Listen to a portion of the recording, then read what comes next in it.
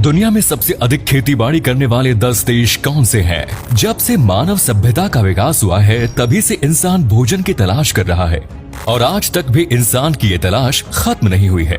हर साल नई नई तरह की क्रॉप्स, फ्रूट्स एंड वेजिटेबल्स की खोज इंसान कर रहा है। कुछ खाड़ी देशों को हटा दिया जाए तो दुनिया के हर कोने में लोग खेतीबाड़ी से जुड़े हुए नजर आ जाएंगे और धीरे धीरे खाड़ी देश भी कृषि के क्षेत्र में अपने कदम बढ़ा रहे हैं। पूरे विश्व में सबसे अधिक मात्रा में गेहूं का उत्पादन किया जाता है, लेकिन कौन कौन से देश सबसे अधिक मात्रा में फूड प्रोडक्ट्स का उत्पादन करते हैं, ये एक पेचीदा सवाल है। आज के इस वीडियो में हम टॉप 10 एग्रीकल्चरल कंट्रीज के बारे में बात करेंगे। बस आप वीडियो के एंड तक बने रहिए। Number 10, Turkey. तुर्की की 20% आबादी कृषि से जुड़ी हुई है और देश की जीडीपी में एग्रीकल्चर सेक्टर का योगदान 8% का है। तुर्की के टोटल एग्रीकल्चरल आउटपुट में 1/4 योगदान पोल्ट्री फार्मिंग का है। तुर्की में एप्रिकॉट्स, फिग्स, रेसिन्स और हेज़लनट्स का उत्पादन बड़े पैमाने पर किया जाता है। तंबाकू उत्पादन के मामले में तुर्की विश्व में 6ठे स्थान पर आता है। तुर्की की लैंड खेतीबाड़ी के लिए एकदम परफेक्ट मानी जाती है। देश में लगभग हर जगह खेती की जाती है। वहीं पहाड़ी इलाकों का इस्तेमाल लाइव स्टॉक फार्मिंग के लिए किया जाता है। अच्छी खेती के लिए जिन चीजों की जरूरत होती है, जैसे बेहतर क्लाइमेट कंडीशन, अच्छी बारिश और फर्टाइल सॉइल, ये सभी चीजें तुर्की में आसानी से पाई जाती हैं। कृषि के क्षेत्र में तुर्की नई टेक्नोलॉजी के इस्तेमाल को भी बढ़ावा दे रहा है। Number 9, Germany. जर्मनी की 80% जगह एग्रीकल्चर और फॉरेस्ट्री के लिए इस्तेमाल की जाती है। ये यूरोप के सबसे प्रमुख देशों में से एक है जहां बड़े लेवल पर खेती बाड़ी की जाती है। जर्मनी शुगर बीट का चौथा सबसे बड़ा उत्पादक देश है। गेहूं उत्पादन के मामले में जर्मनी 10वें नंबर पर आता है। बैरले के उत्पादन में जर्मनी की रैंक तीसरी है और वाइन के मामले में ये विश्व में चौथे नंबर पर आता है। जर्मनी के 87% किसानों के पास 124 एकड़ या उससे अधिक की जगह मौजूद है। एग्रीकल्चर के लिए इस्तेमाल की जाने वाली आधी जमीन का इस्तेमाल जर्मनी में जानवरों को चराने के लिए किया जाता है। जर्मनी की अन्य प्रमुख प्रोडक्ट्स में pork, poultry, potatoes, milk, cereals, beef और कैबेज शामिल है। Next is Japan. Agriculture sector Japan की जीडीपी में 2% का योगदान देता है और जापान की लगभग 10% आबादी कृषि पर आधारित है। जापान ने अपने यहाँ इंटीग्रेटेड फार्मिंग को डेवलप किया है। आज जापान के प्रत्येक किसान के पास औसतन 3 एकड़ की जगह मौजूद है, लेकिन इतने कम एरिया में वे काफी अच्छा आउटपुट देते हैं। जापान फूड प्रोडक्ट्स के मामले में सेल्फ सफिशिएंट देश बनना चाहता है। चावल की 98% जरूरत अपने देश से ही पूरी हो जाती है। हालांकि अन्य चीजों के मामले में जापान आज भी दूसरे देशों पर निर्भर है और हर साल बड़ी संख्या में सामान इंपोर्ट करता है। वहीं मछली और अन्य सी फूड के मामले में जापान काफी आगे है और कई बड़े देशों को जापान सी फूड एक्सपोर्ट भी करता है। जापान की अन्य प्रमुख फसलों में सोयाबीन्स, बैरले और वीट शामिल है। Number 7, Mexico. मैक्सिको के कुल लैंड में से 15% एरिया को कृषि के लिए इस्तेमाल किया जाता है और इस 15% में से भी आधे पर लाइव स्टॉक फार्मिंग की जाती है। इसी से अंदाजा लगाया जा सकता है कि मैक्सिको में लाइव स्टॉक फार्मिंग कितने बड़े पैमाने पर की जाती है। यहाँ पर मिल्क, पोल्ट्री और अंडों का उत्पादन तो होता ही है, साथ ही wheat, sugar cane, peppers, corn, bananas, sorghum, blue agave, avocados और बीन्स की खेती भी की जाती है। मैक्सिको अपनी कॉफी के लिए भी प्रसिद्ध है। कॉफी और शुगर का एक्सपोर्ट भी मैक्सिको द्वारा किया जाता है। Number 6, France.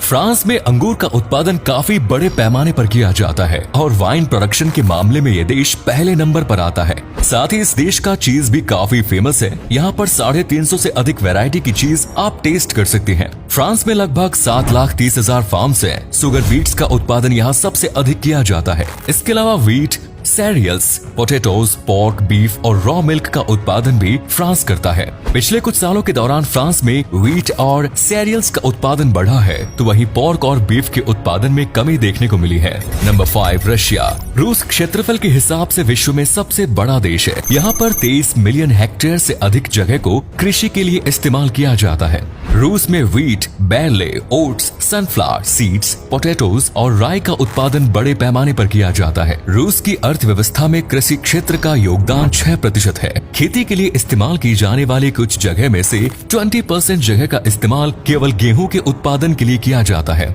रूस में इस्तेमाल होने वाली 70% खाद्य सामग्री का उत्पादन अपने ही देश में किया जाता है। पिछले कुछ सालों के दौरान रूस में बड़ी संख्या में लोग एग्रीकल्चर सेक्टर की ओर आकर्षित हुए हैं। रूस की कुल जनसंख्या में से 16% लोगों को एग्रीकल्चर सेक्टर से ही रोजगार मिल रहा है। Number 4, Brazil.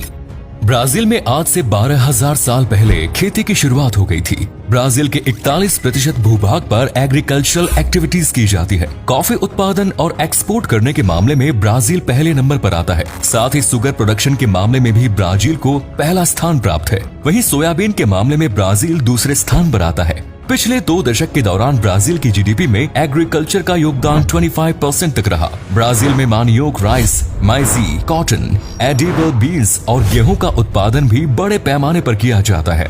अपनी खेतीबाड़ी के कारण ही ब्राजील आज विश्व की टॉप 10 इकोनॉमीज वाले देशों की सूची में शामिल है। Number 3, the United states. एक समय पर अमेरिका इस लिस्ट में पहले नंबर पर आता था, लेकिन अब अमेरिका एग्रीकल्चर सेक्टर में तीसरे स्थान पर आ गया है। अमेरिका में सबसे अधिक उगाई जाने वाली कॉर्न है। मक्का के बाद सोयाबीन और गेहूं का नंबर आता है। 2 मिलियन एकड़ से अधिक जगह पर अमेरिका में खेती की जाती है। कृषि क्षेत्र में भी अमेरिका आधुनिक तकनीक और टेक्नोलॉजी का इस्तेमाल कर रहा है। साल 2020 की रिपोर्ट के मुताबिक एग्रीकल्चर सेक्टर का अमेरिका की जीडीपी में 1 ट्रिलियन से अधिक का योगदान था, जो अमेरिका की कुल जीडीपी का लगभग 5% है। 1990 के बाद से अब तक अमेरिका 5% सालाना वृद्धि के साथ एग्रीकल्चर सेक्टर में तरक्की कर रहा है। Number 2, India. इस लिस्ट में दूसरे नंबर पर हमारे देश भारत का नाम आता है। भारत हमेशा से ही एक कृषि प्रधान देश रहा है। भारत में 58% आबादी आज भी कृषि संबंधित गतिविधियों से जुड़ी हुई है और देश की जीडीपी का 18% हिस्सा एग्रीकल्चर सेक्टर से ही आता है। भारत दूध के उत्पादन के मामले में पहले नंबर पर आता है। जूट और पल्सेस के मामले में भी भारत को पहला स्थान प्राप्त है। वहीं rice, wheat, groundnut, sugarcane, vegetables, fruit और कॉटन के उत्पादन में भारत दूसरे नंबर पर आता है। भारत में कुल 96 मिलियन हेक्टेयर जमीन पर खेती बाड़ी की जाती है। मछली उत्पादन के मामले में भारत तीसरे स्थान पर काबिज है। इनके अलावा सदियों से भारत दुनिया को मसाले एक्सपोर्ट करता आया है। पूरे विश्व में सबसे अधिक किस्म के मसाले भारत में ही पाए जाते हैं। नंबर 1, पूरे चीन की 10% जमीन खेती के लिए योग्य मानी जाती है और चीन की जमीन विश्व में सबसे अधिक उपजाऊ भी है। विश्व की 22% आबादी को खाना चीन के द्वारा ही दिया जाता है। चीन विश्व में चावल का सबसे बड़ा उत्पादक देश है। साथ ही गेहूं और माइस का उत्पादन भी चीन में प्रमुख रूप से किया जाता है। चीन की 5,45,960 वर्ग किलोमीटर जगह पर खेती की जाती है। फ्रूट्स, वेजिटेबल्स, सीरियल्स, कॉटन और अंडों का उत्पादन भी चीन में होता है। चीन में सड़क किनारे भी फल और सब्जियां लगी हुई नजर आ जाएंगी और बिल्डिंग के बाहर की दीवारों पर वर्टिकल फार्मिंग की मदद ली जाती है। कुछ साल पहले ही चीन ने अमेरिका और यूरोपियन यूनियन को पछाड़कर टॉप 10 एग्रीकल्चरल कंट्रीज की लिस्ट में पहला स्थान प्राप्त बनाया है। पिछले साल चीन ने $133 बिलियन की एग्रीकल्चरल प्रोडक्ट्स एक्सपोर्ट किए थे। तो ये थी दुनिया के टॉप 10 मोस्ट एग्रीकल्चरल कंट्रीज। हालांकि इसके अलावा कई देश ऐसे हैं जिनके 50% से 80% तक की आबादी कृषि पर ही आधारित है और ग्रामीण इलाकों में ही निवास करती है। इनमें लाइबेरिया, सोमालिया और गुइनिया बिसाऊ जैसे देश शामिल है। लेकिन इनका एग्रीकल्चर आउटपुट काफी कम है और बहुत ज्यादा टेक्नोलॉजी के साधन भी इनके पास मौजूद नहीं है। जिस गति से दुनिया की जनसंख्या बढ़ रही है, खासतौर पर एशियाई और अफ्रीकी देशों की, उसको ध्यान में रखते हुए हमें आने वाले समय और अधिक फूड प्रोडक्ट्स की जरूरत पड़ेगी। इसलिए दुनिया के सभी देशों को उत्पादन बढ़ाने के मामले में गंभीरता से विचार करना चाहिए। अगर आपको ये वीडियो अच्छी लगे तो इसे लाइक और शेयर अवश्य करें। धन्यवाद।